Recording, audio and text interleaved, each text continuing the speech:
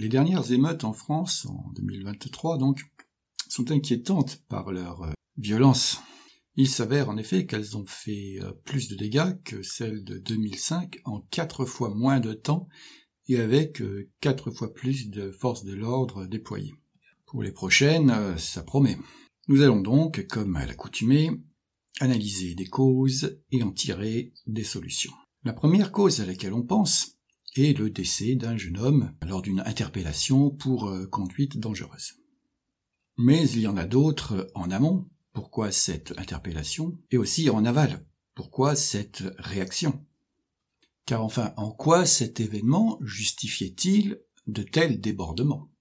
Quand bien même il s'agirait d'un assassinat raciste avéré, la justice éclairée n'est-elle pas préférable à une vengeance intempestive?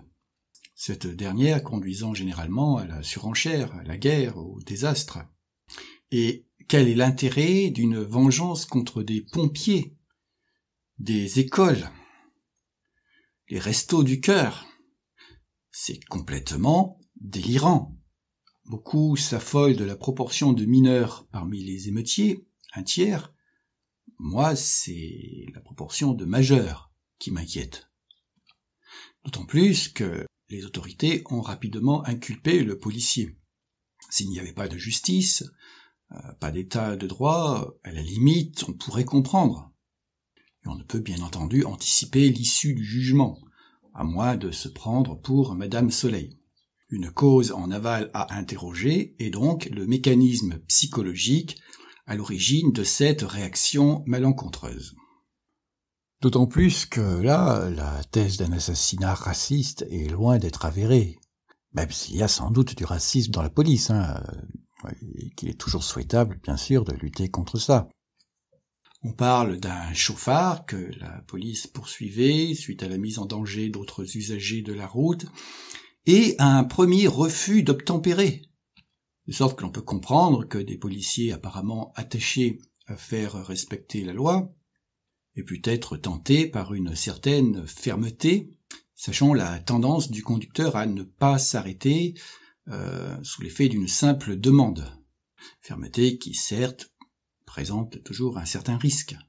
Je ne cherche pas ici à les dédouaner, mais à mettre en évidence d'autres causes en amont, à savoir le refus d'obtempérer, mais plus loin encore, la conduite dangereuse. Sans une seule de ces deux causes, notre adolescent serait encore en vie. Et de plus, il n'en était pas à sa première tentative, mais à son 5e refus d'obtempérer, pour lequel il était d'ailleurs convoqué au tribunal. D'où notre cause peut être aussi la lenteur de la justice. Sauf que, lors d'un décès, on est généralement peu enclin à incriminer la victime. Cela peut paraître indécent. Sauf que je ne cherche pas à être décent. Je cherche à être rationnel, ce qui est plus juste.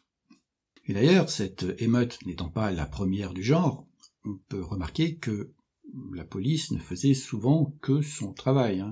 Prenons l'exemple relativement récent des émeutes de Grenoble en 2019. Elle faisait suite à la mort donc de 2 jeunes dans un accident de scooter. Ceux-ci avaient tenté de doubler un bus par la droite, ce qui est évidemment dangereux, surtout si le bus, de façon à les laisser passer, sert à droite. Car pour ceux qui ne seraient pas au fait du code de la route, on doit doubler sur la gauche, et on comprend l'intérêt d'ailleurs d'un code de la route, en passant. 2 jeunes qui étaient, là encore, poursuivis par la police, sur des scooters volés d'ailleurs. Là, aucun policier n'a tiré, et pourtant, émeute. Et on voit donc clairement que là, la première chose à dénoncer se situe dans le fonctionnement psychique des émeutiers. Dans un biais humain, et en l'occurrence là, la tendance, lors d'un événement malheureux, à incriminer des humains ou une institution clairement identifiable en dehors de sa communauté. Et donc, ici, les jeunes délinquants qui s'identifient aux victimes ne voient pas leur faute, qui est pour commencer la délinquance elle-même, sans laquelle rien de tout cela n'aurait lieu. Non, ils s'en prennent à la police, dont le travail consiste précisément à s'opposer à la délinquance.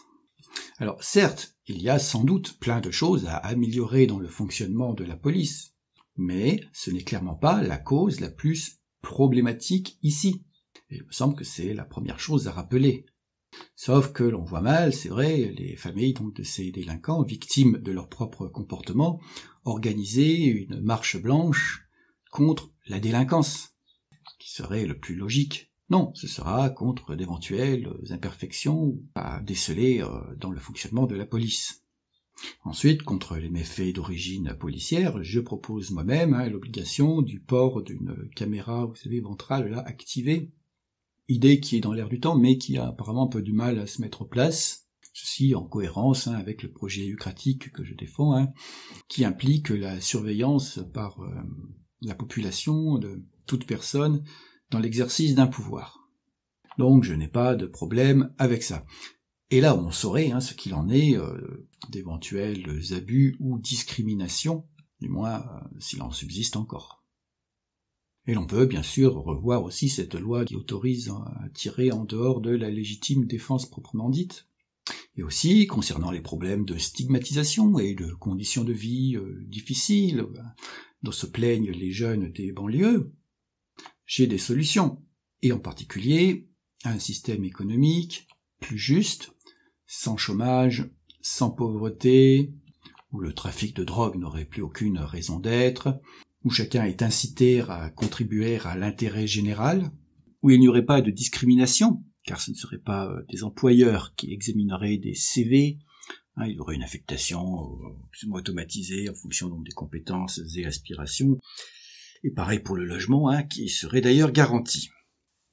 Ou aussi, accessoirement, la menace environnementale aurait disparu, système que j'ai succinctement présenté dans ma dernière vidéo. Donc, surtout, n'allez pas la voir. N'allez pas vérifier. On ne sait jamais. Vous pourriez découvrir quelque chose qui manque dans le paysage politique actuel. Et donc, pour que l'extrême droite, victime du même biais que les émeutiers, à savoir la désignation hâtive d'une cause simple hors de sa propre communauté, achève de nous enfoncer dans le chaos après les prochaines élections, surtout, n'allez pas la voir. Mais revenons-en à la cause dernière de ces émeutes et à la solution correspondante, qui se situe visiblement au niveau de l'éducation. Et là, que va nous dire la droite lourdingue typiquement? Retour à l'autorité, c'est la faute aux parents, faut leur couper les allocs si leurs enfants traînent le soir, comme si réduire des moyens déjà faibles des familles allait résoudre quoi que ce soit.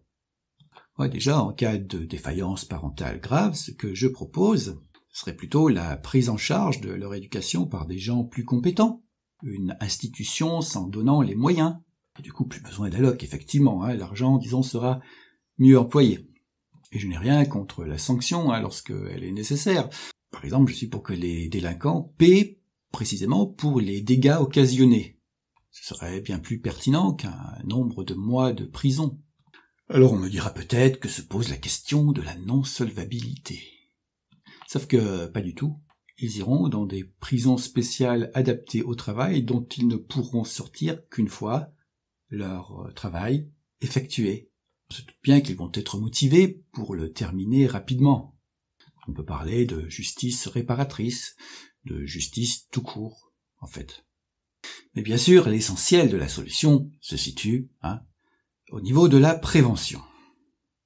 Et il y a à ce sujet un principe bien connu qui est que montrer l'exemple est plus efficace que tenir un discours, surtout lorsque ce discours ne s'accorde pas avec notre exemple. Or, comment fonctionne la société française de nos jours? Y a-t-il une procédure pour que les doléances et autres propositions de chacun puissent être entendues? J'ai moi-même testé, en tout cas à l'échelle nationale, et je n'ai pas eu l'ombre d'une réponse, je ne parle même pas d'une prise en compte. Alors, par contre, le sport national, c'est la manif, de préférence violente, la grève, dans le meilleur des cas la polémique. Bref, toujours les rapports de force. D'où, là encore, un intérêt de ma proposition de démocratie efficace, qui abolirait bien des conflits inutiles, en plus d'apporter à mieux-être certains.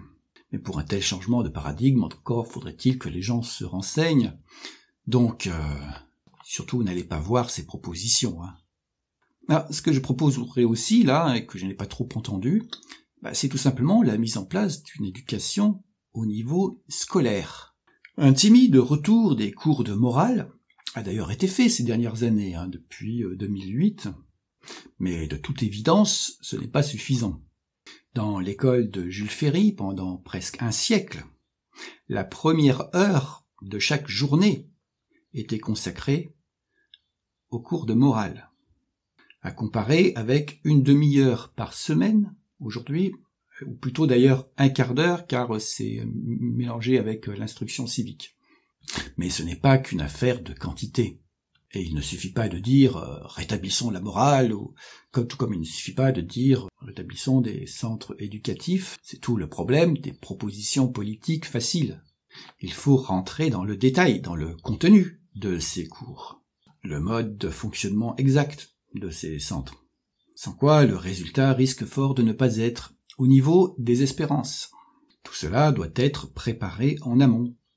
Par exemple, le bon vieux cours de morale méritait quelques rafraîchissements. Sa disparition n'était pas totalement injustifiée. Il s'agissait souvent de propagande gouvernementale grotesque. Dans les années 1910, par exemple, l'exaltation patriotique était à son comble, on connaît la suite.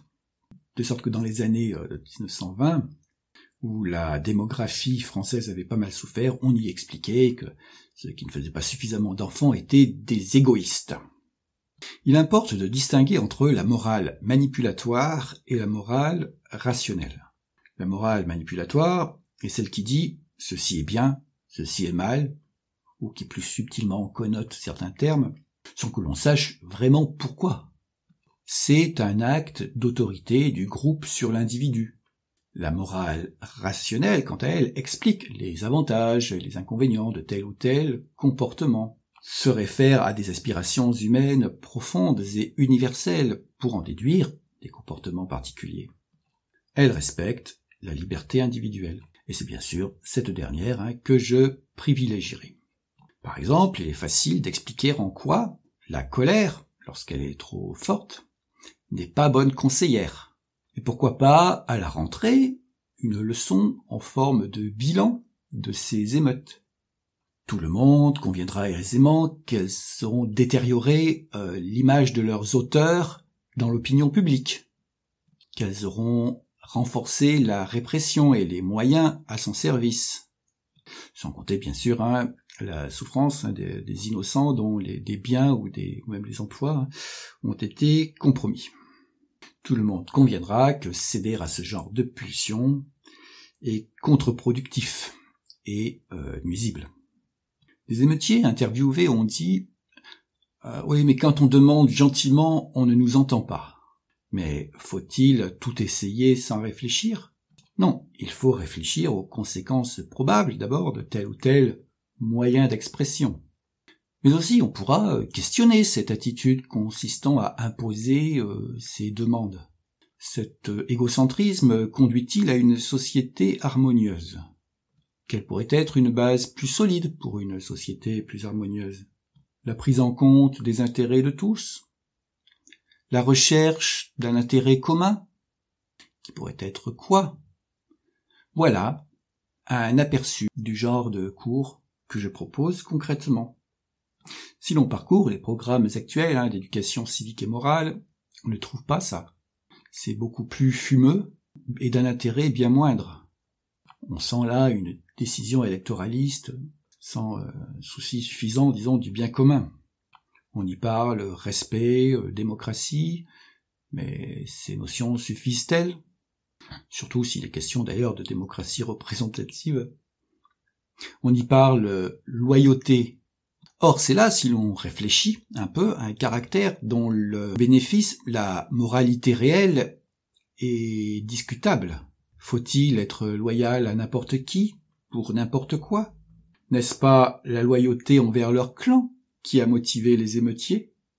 La véritable morale doit défendre ce qui est juste, et certainement pas un clan particulier. On pourra même faire de la psychologie évolutionniste. Une certaine agressivité tribale a naturellement été sélectionnée. Sauf que un acquis de l'homme lui-même sélectionné est la raison qui lui fait faire un bond de géant en termes d'efficacité par rapport à ses pulsions primitives, pulsions que l'on retrouve bien sûr chez chacun d'entre nous. Raison qu'il conviendrait donc de mettre en œuvre, ce qui suppose une certaine discipline intérieure. La maîtrise de soi, c'est la base de la morale. La favoriser, c'est tout le projet de la civilisation, et aussi sans doute aujourd'hui la condition de la survie de notre espèce. Voilà pourquoi je propose qu'on agisse urgemment, tant sur le plan éducatif que sur le plan organisationnel, en promouvant une morale plus rationnelle et en mettant en place une organisation qui ne renforce pas l'égoïsme, voire qui oriente les esprits vers un but commun. Merci.